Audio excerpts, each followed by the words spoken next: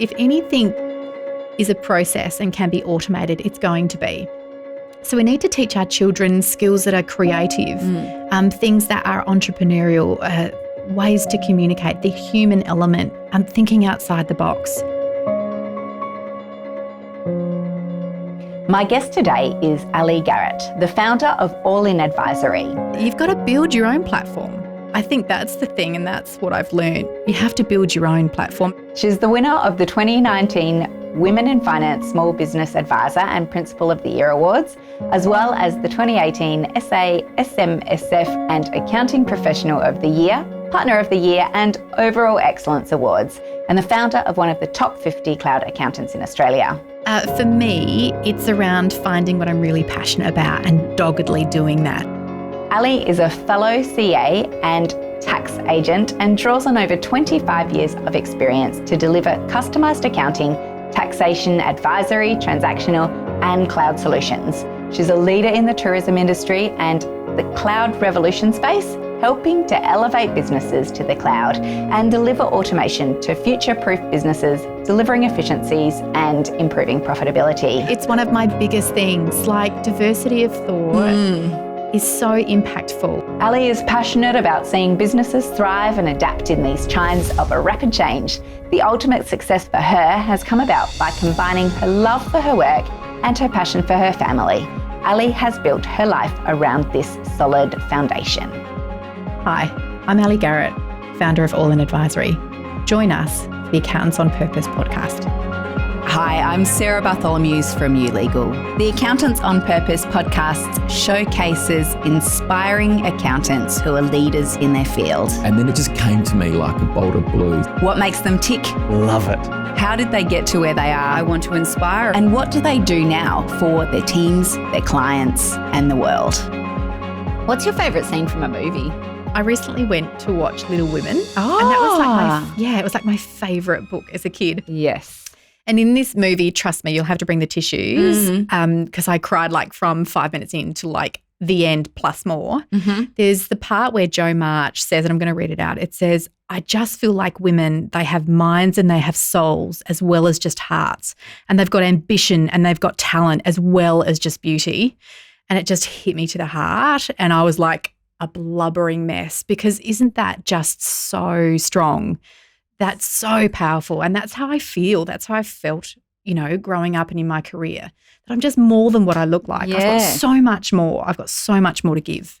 So that was my favourite. Need the platform to... Yeah, you've got to build your own platform. I think that's the thing, and that's what I've learned. You have to build your own platform, and some people are going to help you step up, but it's building that platform for yourself. I did a goal a couple of years ago where I didn't buy any new clothes or shoes for a year.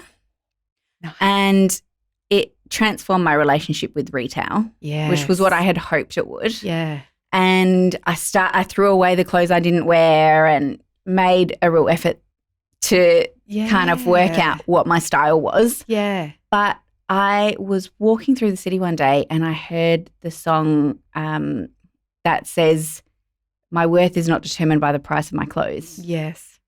And I had a similar moment where I was just like, this is, so foundational. Yeah, it's powerful, and I think it was kind of all the things I've ever felt, but just put into words. Yes. And I'm like, oh, that's it. If I can just learn that quote and live it. Yes. Like that's. Have it as a mantra. Yeah, absolutely. And what I loved about that is I read that book as a teenager. I've just borrowed it from the library. I thought I should read it before I do. Like it's a really powerful movie. Like I'm going to take my daughter Estelle there because she's going to get so much power from that. Yeah, good. Yeah, beautiful. Yay, that's beautiful. When was the last time you laughed out loud and what was so funny? So I've thought about two situations here. One was at work where we do have a lot of fun at work, and it was a little while ago, but Lucinda sometimes she gets really sharp pains and it's a thing for her. I don't know where it's come from. She seems to think it's okay. Anyway, the first time it happened, I like panicked and I like jumped up and I'm like, I'm going to give you CPR. And I'm like, I don't know CPR. And like we just absolutely cracked ourselves and we were in absolute tears, like literally falling onto the ground, and which didn't help Lucinda because she was in pain and couldn't breathe, and I felt really bad. Oh my goodness. But so now I know, now we've got this running joke about, I'll do CPR, but I've just got to learn it. Yeah. But the most recent one was I went to the Murray on the weekend with the kids and hubby. There, like being a observer on a boat with people on the back is one of the funniest things you can do. It is funny. I know, right? So Estelle and Johnny, my hubby, were on the biscuit and he's getting a bit cocky and he stands up, and so the driver's like, I've got this. And he literally whips the boat, and all I see is Johnny fall onto a steel and they absolutely flip, and it was just the funniest thing I've seen. And then the other time, Johnny's up kneeboarding and he has this mate that he's just, everything's competition. So they're working out how many times they can get up on the kneeboard. And so he's seen that, he's struggling, and he literally, like I've taken a video of it, you can see it. I'll put it up on my socials so people can see it after. He literally looks over and goes, gotcha. And he just pushes him off, and his facials are hilarious. And that's the stuff I love. Like, just the water sports thing has been fantastic, but I literally laugh the whole time. I just want to observe. But it's so good to just be the observer then. Oh, 100%. I don't want to be the one up your nose. I don't want to be the one falling. No. But it's just hilarious. And I love people's facials. It's like they're just truly themselves, right? Yes. And there's so much joy and there's so much laughter and they love themselves. I love it. Yeah, we're going up on Saturday. So awesome. The kids are going to have a ball. Yeah. It's the best thing we ever did. We made a conscious decision to buy a boat and all the stuff that goes with it, because as the kids get older, they want to do it more. But they want to go off with their friends. Do their own things, whereas it's a big family thing. I wanted to get them off the tech and to drive them back home along with their friends. Yes. And it's worked. Brilliant. Between us. Strategy. I know. And execution. Are you a morning person? I didn't used to be. Because I was an absolute caffeine addict and I'd needed my coffee to kind of feel good. Yeah. And and I was the manager of a team, and one day one of the girls said to me, "Oh, have you had your coffee yet?" And I'm like, "No." And she's like, "Oh, okay, I'll just leave it and come back." And I looked at her and I said, oh, "Is this a thing? Like, are people know to avoid me?" And she's like, "Yes, you are just like grumpy until you've had your first morning coffee." And I'm like, "I'm done. I'm over it. I'm never doing coffee again." And I haven't. That was like 20 years ago. How many coffees did you used to have? Oh, it was like incessant. It was like not just one. No, you may as well just put the drip in and let it go, because it was just all the time. It would be up to 10 or more a day. It was not healthy. And when I kicked the habit, it was like I was a recovering drug addict. Like I had the shakes, the headaches. Need time off work? Sleep. Yeah, I did. I had to take time off of work. But did you just cold turkey it? I cold turkeyed it 100%. I just went, I'm off. You had an aha moment and then it was just... It was a forced aha moment because I didn't want to be that person. No. I don't want to be that person. It wasn't forced. You could continue to be that person. There's plenty of people in firms who are. Yeah, I didn't want to be that person, conscious choice. And so, but ever since then, I've been a morning person. So I'll get up, I'm religiously get up at 6:30 every morning, go to the gym, do whatever. And it's just, it feels like I've actually got my life back and I'm not controlled by coffee. So good. But so yes, I am now. I know, right? We've all got our vices, but I've broken that habit. So yeah. Well done. Thanks. You have a lot of experience in the travel industry. What led you down that road? It's most probably a bit bigger than travel. So I would describe it as tourism and hospitality. But the travel bug, I got really, really young. So when I was 21, which was, 5 years ago, I travelled, the whole of Europe, America with one of my besties, 21, living the high life. But it was actually a really life-changing experience for me, and it brought to me this passion for travel. And I used to be this really introverted, shy person. But being out in that space, you have to be extroverted. You've got to ask, how do I get here? Where's the toilet? Where's the toilets? And you live in hostels, right? Yes. Where there's all these crazy people wanting to talk to you. And I was like, whoa.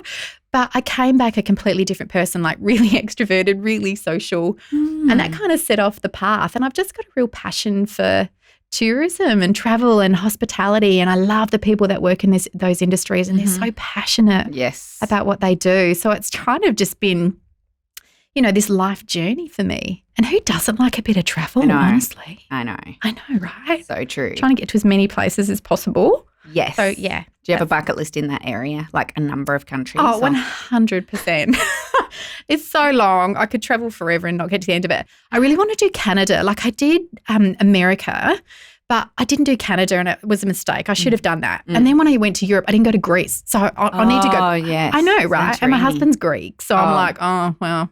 It's a good opportunity. I think so. Yeah. And so I really want to do Europe again, and I've never been to Vietnam. And so like honestly, there are so many places. But at the moment, I am going to stick to the Travel Australia, support the recovery. Yes. Because that's the best thing that we can do. So yeah, I'm definitely going to do a bit of that now and then, maybe look for the external outside Australia travel in the next year. Yeah.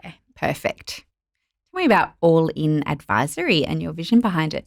My little baby. All In was a dream that I actually never thought would come to fruition. And it was like, I've been doing this for 25 years and I've loved every single moment of it.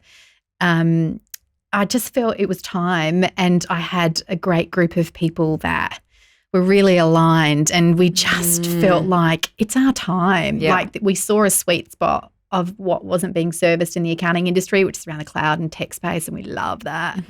And so we were just like, let's be courageous. Let's just do this. And so, All In, what we aspire to is to literally empower business owners to achieve their why. Like we are there to help and support you and lift you up. And we do that through innovation and technology. We do it a bit differently.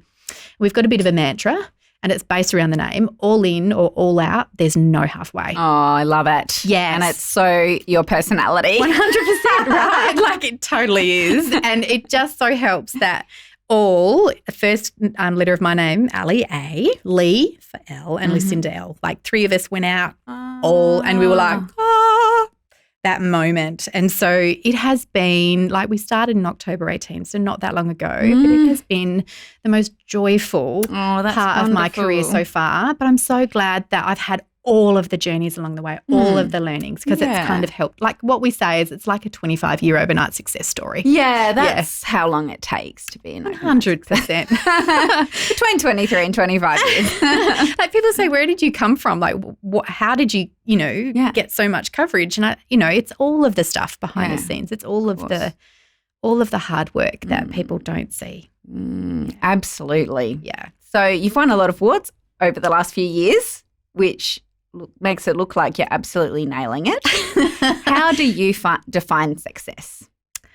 For me, it's around finding what I'm really passionate about and doggedly doing that. And it's also finding that mix between that work and the home. I don't like to call it balance. For me, it's really fluid, but finding that perfect blend.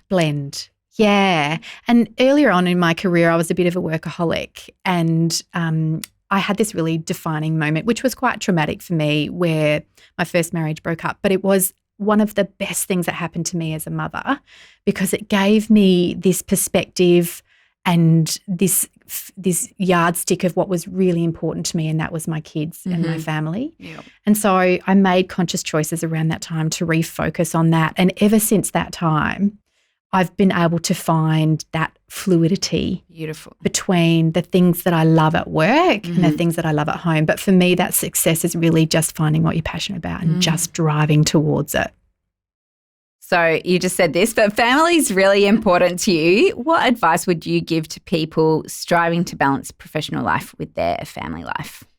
Yeah, I think it is about loving what you do and focus. But then if you love what you do and you want to keep doing it, how do you make the space for your family who you also love? Do you do it in a very calendar? I live and die by my calendar. Yes. Way.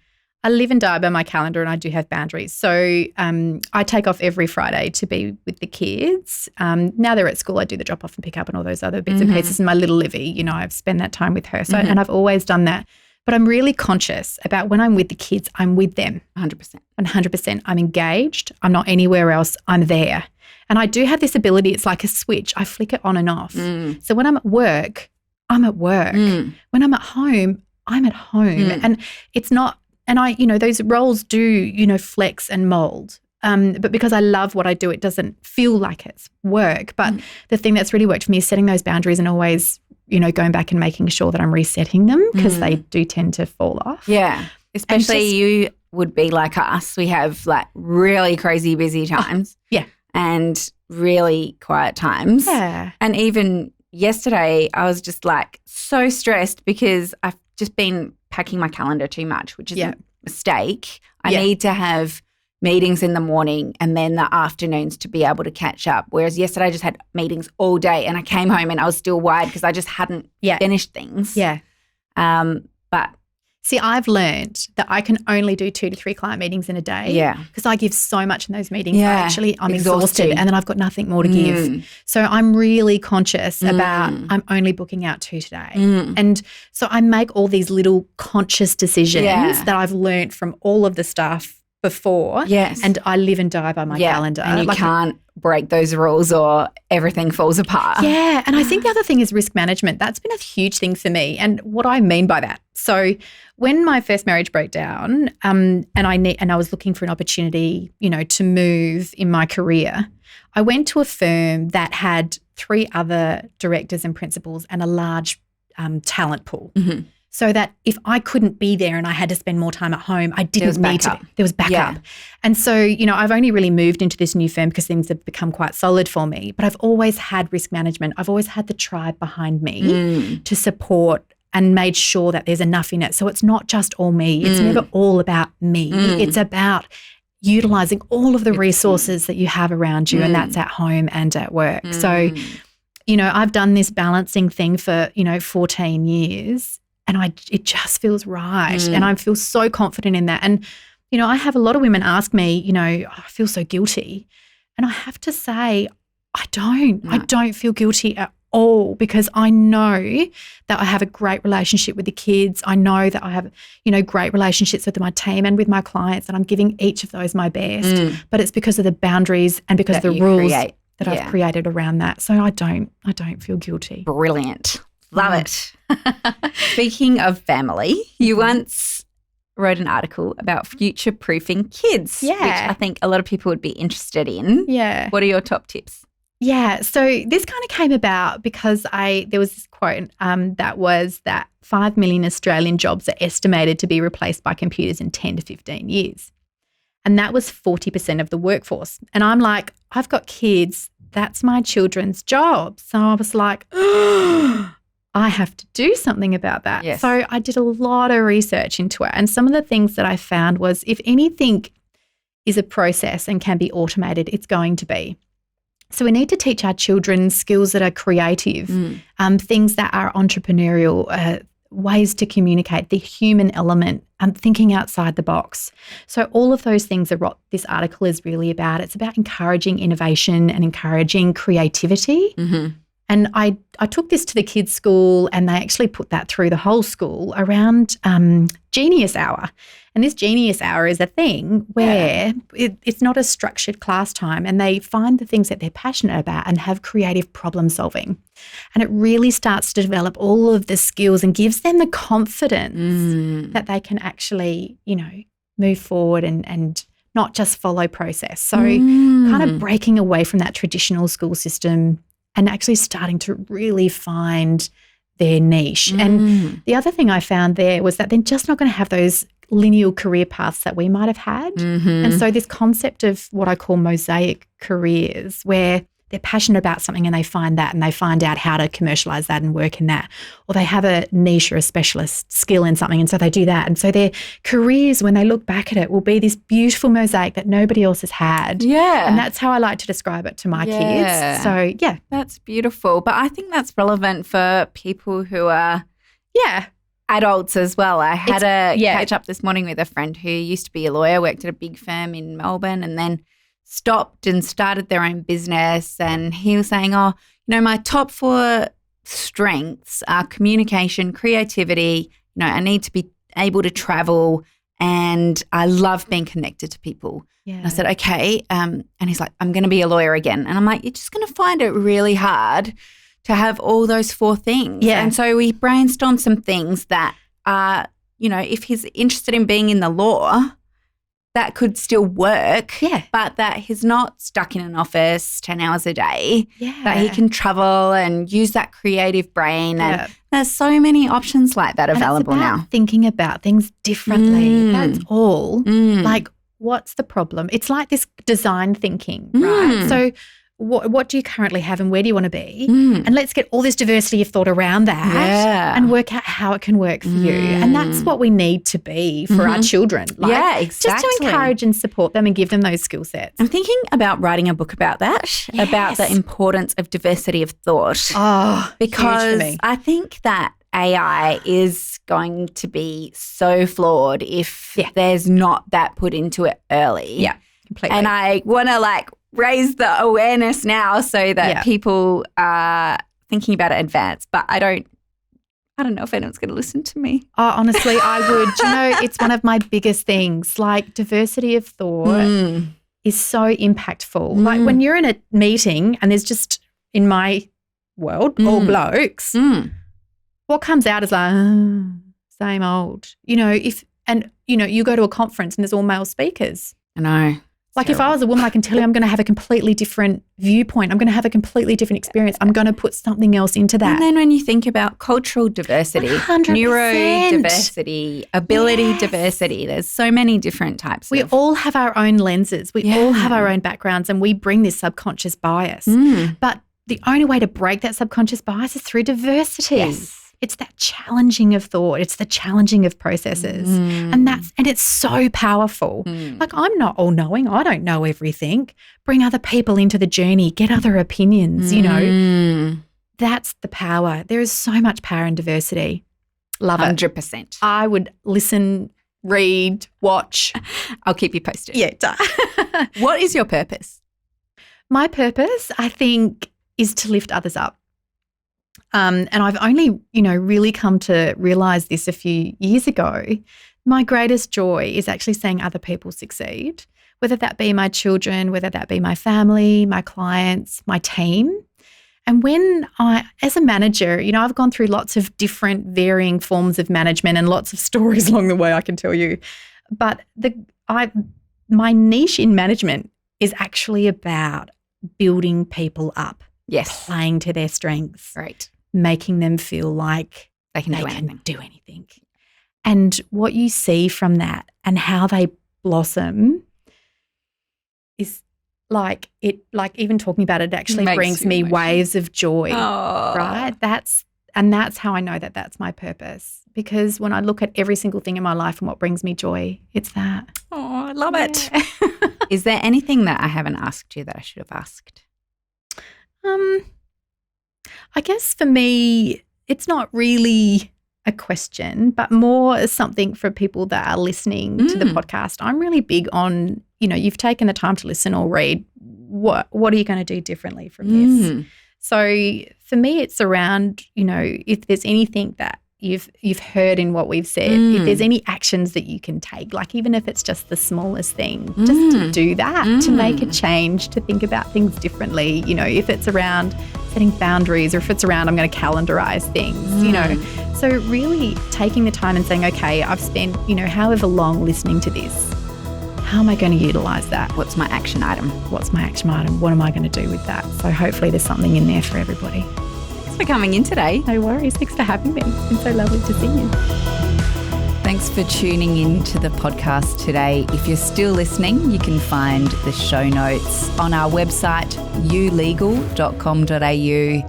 You're welcome to go ahead and subscribe, leave a review, and share the podcast with anyone that you think might benefit from it, anyone that you think is open to helping us create a world with a purpose that's higher than profit. If you're an accountant on purpose, feel free to find our Facebook page and join our community.